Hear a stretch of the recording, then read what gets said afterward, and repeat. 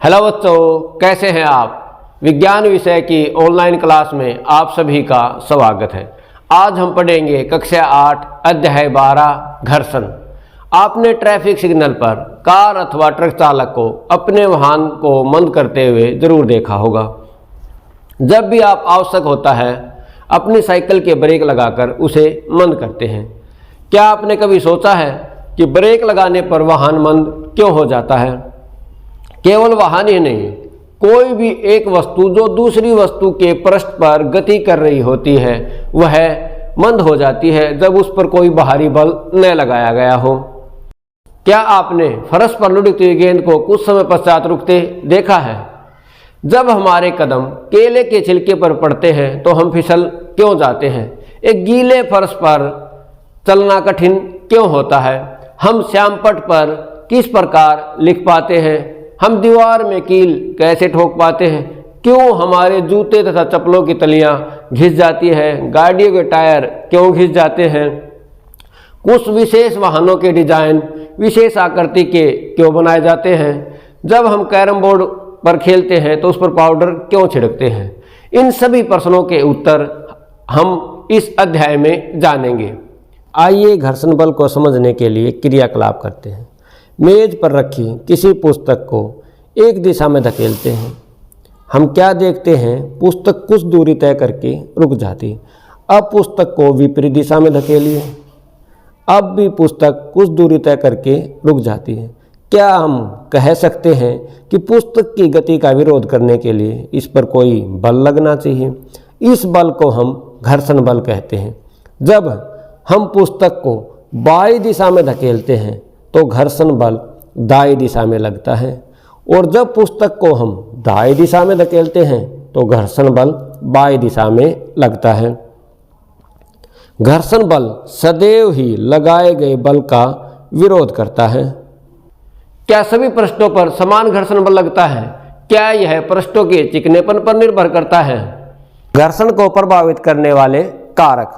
आइए यह देखते हैं क्या घर्षण पृष्ठों की सतह पर निर्भर करता है। इसके लिए एक क्रियाकलाप करके देखते हैं। इस तरह से हम एक स्लोप बनाते हैं। ये बिंदु ए है। यहाँ से हम एक बैटरी के सेल को छोड़ते हैं और देखते हैं कितनी दूरी तय करता है। सेल द्वारा तय की गई दूरी को नोट कीजिए। अब हम इसकी सतह, इसके पृष्ठ को बदल देते हैं और अब देखते हैं सेल द्वारा उसी बिंदु से कितनी दूरी तय की जाएगी। क्या पहले वाली दूरी और इस दूरी में सेल द्वारा तय की गई दूरी में कुछ अंतर है? क्या यहाँ से हम कह सकते हैं कि घर्षण पृष्ठों की सतह पर निर्भर करता है? घर्षण संपर्क में आने वाली पृष्ठों की अनियमितताओं के कारण होता है। जो पृष्ठ देखने में चिकने लगते हैं उनमें भी बहुत सारी सूक्ष्म अनियमितताएं होती है। सूक्ष्म अनियमितताओं के अंतर्बंधन के कारण घर्षण बल लगता है। जब हम पृष्ठों को बलपूर्वक दबाते हैं तो घर्षण बल में वृद्धि हो जाती है। इसका अनुभव आप चटाई को उस समय खींचकर कर सकते हैं जब उस पर कोई व्यक्ति बैठा हो तथा कोई व्यक्ति उस पर न बैठा हो। घर्षण के प्रकार। नंबर 1 स्थैतिक घर्षण, नंबर 2 सर्पी घर्षण, नंबर 3 लोटनी घर्षण। नंबर 1 स्थैतिक घर्षण।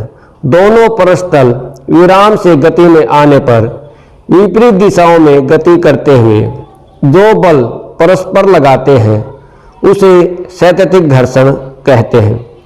जैसे भूमि पर रखे लकड़ी के गुटके को खिसकाने के लिए लगाया गया बल स्थैतिक घर्षण कहलाता है। यह बल उस बल के समान होता है जिसके लगाने पर स्थिर वस्तु किसी सतह पर ठीक खिसकने वाली होती है। नंबर 2 सर्पी घर्षण। जब कोई वस्तु किसी दूसरी वस्तु पर खिसकती है तो उन दोनों के बीच के घर्षण को सर्पी घर्षण कहते हैं। जैसे लकड़ी के गुटके पर बल लगाने पर गुटका पृथ्वी की सतह पर खिसकने लगता है। इसमें एक सतह गतिशील व दूसरी स्थिर होती है। और नंबर 3 लोटनी घर्षण। जब एक वस्तु दूसरी वस्तु की सतह पर लुढ़कती है तो दो सतहों के बीच लगने वाला बल लोटनी घर्षण कहलाता है। जैसे वाहनों के पहिए लोटने घर्षण बल के लिए पृथ्वी की सतह पर लुढ़कते हैं। घर्षण हानिकारक परंतु अनिवार्य है। अपने कुछ अनुभवों को याद कीजिए। किसी कांच के गिलास अथवा कुल्हड़ में से किसे पकड़े रखना आसान होगा। यदि किसी गिलास का बाहरी पृष्ठ चिकना है तो उसे पकड़े रखना आसान होगा या कठिन होगा। एक मार्बल के गीले फर्श पर चलना कठिन है या आसान। क्या घर्षण न होने की परिस्थिति में हम चलने की कल्पना कर सकते हैं? घर्षण अनिवार्य क्यों? आइए यह देखते हैं कि घर्षण हमारे जीवन में इतना अनिवार्य या महत्वपूर्ण क्यों है। घर्षण के कारण ही हम श्यामपट्ट पर चौक के कारण लिख पाते हैं।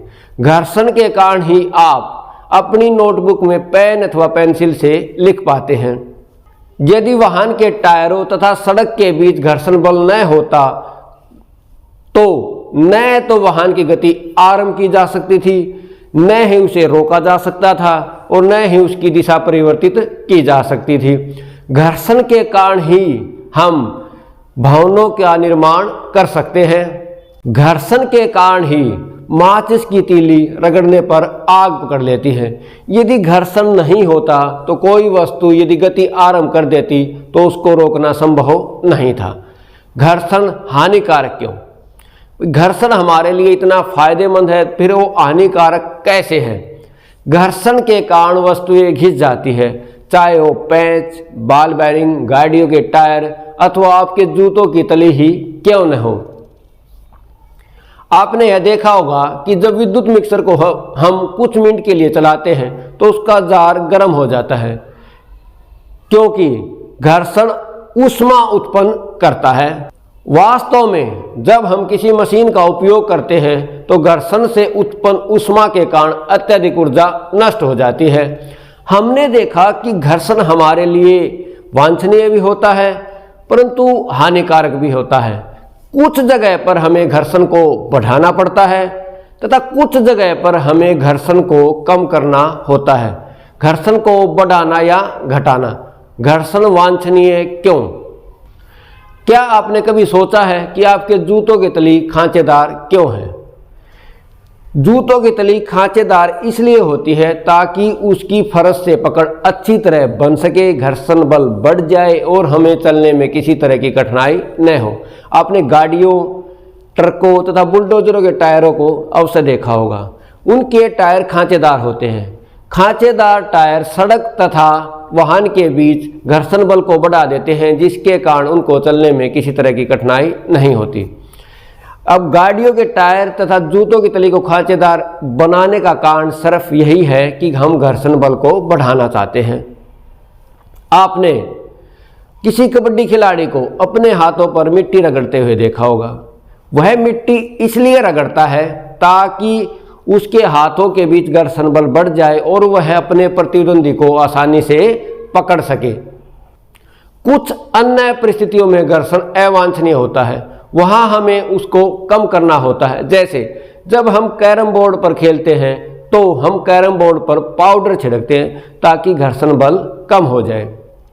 आपने देखा होगा कि जब हम दरवाजे या खिड़कियों के कब्जों में तेल की कुछ बूंदें डालते हैं तो दरवाजे सहज ही घूमने लगते हैं। आपने साइकिल अथवा मोटर मैकेनिक को मशीन के गतिशील भागों में ग्रीज लगाते हुए अवश्य देखा होगा। इन सभी परिस्थितियों में हम दक्षता में वृद्धि के लिए घर्षण बल को कम करते हैं। जब हम मशीन के गतिशील भागों में तेल, ग्रीज अथवा स्नेहक का उपयोग करते हैं तो यह वहाँ एक पतली परत बना देते हैं जो मशीन के गतिशील भागों के पृष्ठ को दूसरे पृष्ठ के साथ रगड़ने से रोकते हैं और घर्षण बल कम करते हैं। घर्षण कम करने वाले पदार्थों को स्नेहक कहते हैं। कुछ मशीनों में स्नेहक के रूप में तेल का उपयोग न करने की सलाह दी जाती है। वहाँ पर घर्षण कम करने के लिए गतिशील भागों के बीच वायु की गद्दी का उपयोग किया जाता है। क्या पहिए घर्षण कम कर देते हैं? आपने अटैचियों तथा बाहरी सामानों पर रोलर जड़े देखे होंगे। ऐसा क्यों होता है? आइए पता लगाएं। आइए इसके लिए क्रियाकलाप करके देखते हैं। क्या पहिए घर्षण कम कर देते हैं? आइए इसके लिए क्रियाकलाप करके देखते हैं। एक मेज पर एक पुस्तक को धकेलते हैं। पुस्तक कितनी दूरी तय करती है? अब इसी पुस्तक को हम इस तरह से पेंसिल रखकर या पेन का प्रयोग करके हम इसमें पहियों की से देखते हैं। अब इनको हम क्या मान लेते हैं? पहिए। और ये देखते हैं क्या पुस्तक कितनी दूरी तय करती है।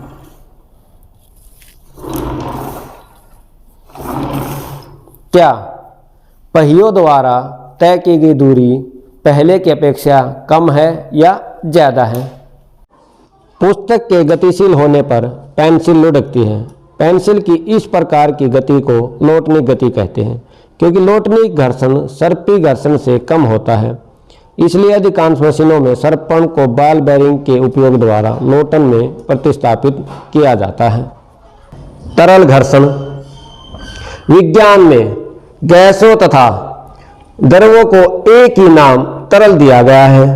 अतः हम कह सकते हैं कि तरल इनसे होकर गति करने वाली वस्तुओं पर घर्षण बल लगाते हैं। तरलों द्वारा लगाए गए घर्षण बल को कर्षण भी कहते हैं। स्पष्ट है कि जब वस्तुएं किसी तरल में गति करती है तो उन्हें उन पर लगे घर्षण बल पर पार पाना होता है। इस प्रक्रिया में उनकी ऊर्जा की हानि होती है। इसलिए सभी वाहनों के डिजाइन इस प्रकार बनाए जाते हैं कि तरल घर्षण कम हो जाए। अब आप निम्नलिखित प्रश्नों के उत्तर अपनी नोटबुक में लिखेंगे। आपके लिए एक पहेली। कुछ स्थितियों में मैं गति का विरोध करता हूँ, यद्यपि मैं गति को संभव बनाता हूँ, परंतु मैं सापेक्ष गति का सदा विरोध करता हूँ। दो गतिमान पृष्ठों के बीच लगाइए वहाँ कुछ स्नेह, वहाँ बन जाता हूँ मैं छोटा। बनाइए गतिमान पृष्ठों को रुक्ष, बना देता हूँ मैं गति को कठिन। मैं हो सकता हूँ स्थैतिक, सर्पी अथवा लोटनिक, परंतु जब भी होते हैं दो पृष्ठ गति में, होता मैं हूँ सदैव वहाँ, बताओ मैं कौन। प्रश्न नंबर 1, कैरम बोर्ड पर पाउडर क्यों छिड़कते हैं? प्रश्न नंबर 2, रिक्त स्थानों की पूर्ति कीजिए। नंबर 1, घर्षण से उत्पन्न डैश होती है। नंबर 2, सर्पी घर्षण स्थैतिक घर्षण से डैश होता है। प्रश्न नंबर 3, तरल में गति करने वाली वस्तुओं की आकृति विशेष प्रकार की क्यों बनाते हैं? प्रश्न नंबर 4, खिलाड़ी कीलदार जूते क्यों पहनते हैं?